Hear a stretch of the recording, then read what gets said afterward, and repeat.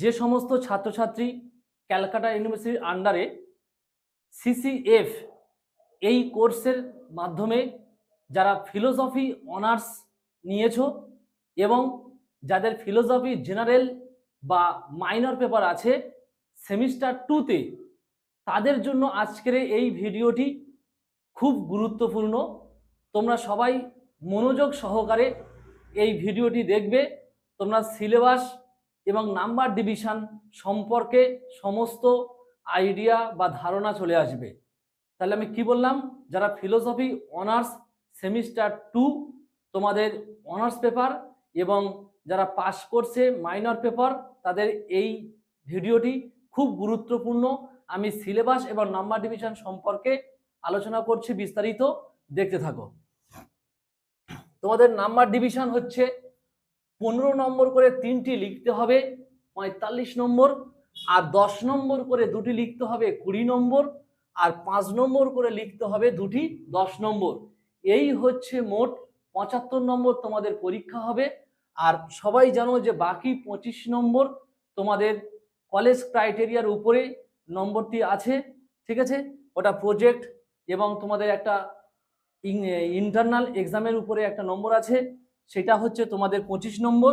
সেই নম্বরটা তোমাদের বাদ দিয়ে বাকি 75 নম্বর যে এক্সামটি হবে অনার্স এবং পাস কোর্সে, তোমাদের জন্য এই নম্বর ডিভিশনটা আমি দিয়ে দিয়েছি। অবশ্যই করে তোমরা প্রত্যেকে দেখে নিও।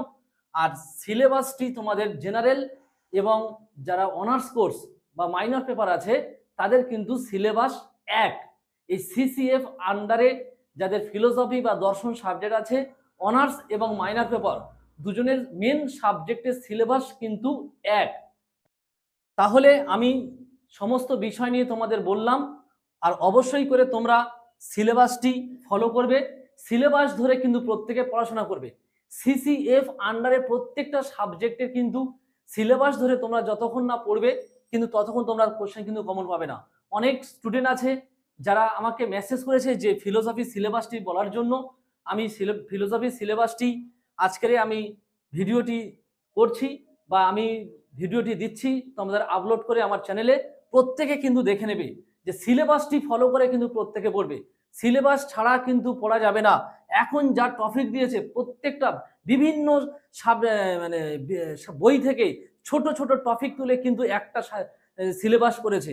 এটা কিন্তু আগে তোমাদের জানতে হবে। এখন স্পেসিফিক কিন্তু কোনো বই পাওয়া যায়নি বা কোনো বই বেরোয়নি, ঠিক আছে। এগুলো বিভিন্ন বই থেকে কারেকশন করে বিভিন্ন বই থেকে টপিক তুলে কিন্তু একটা সিলেবাস করা হয়েছে তোমাদের সেমিস্টার 2তে। ভারতীয় দর্শনের রূপরেখা, এই ভারতীয় দর্শনের রূপরেখার মধ্যে যে টপিকগুলি ইনক্লুডেড করা হয়েছে বা অ্যাড করা হয়েছে সেগুলি হলো, প্রথম 1 নম্বরে ভারতীয় দর্শন একটি ঐতিহাসিক ধারণা। সেকেন্ড দিয়েছে বিভিন্ন দার্শনিক পদ্ধতির উত্থান। থার্ড দিয়েছে ভারতীয় দর্শনের সাধারণ ব্যবস্থার বৈশিষ্ট্য। ফোর্থ দিয়েছে বেদ উপনিষদের ধারণা ঋণ ও ঋত। 5 দিয়েছে জগতের ব্যবস্থা। 6 কর্মের আইন। 7 আত্মার ব্যবস্থা। 8 স্বাধীনতা। 9 ধর্মের অর্থ, ধর্মের শ্রেণীবিভাগ, সাধারণ ধর্ম, অসাধারণ ধর্ম, বর্ণাশ্রম ধর্ম। এই টপিকগুলি নিয়ে হচ্ছে তোমাদের মেন পেপার DSCC 2 যারা অনার্সে পড়ো, আর যারা পাশে পড়ো তোমাদের মাইনর 2। এই সিলেবাসটি দেখে তোমরা কিন্তু পড়বে।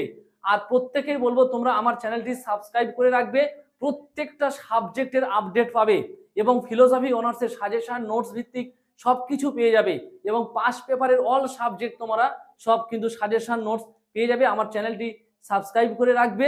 আর অবশ্যই করে যদি এই ভিডিওটি ভালো লেগে থাকে তাহলে বন্ধুদের মধ্যে শেয়ার করবে।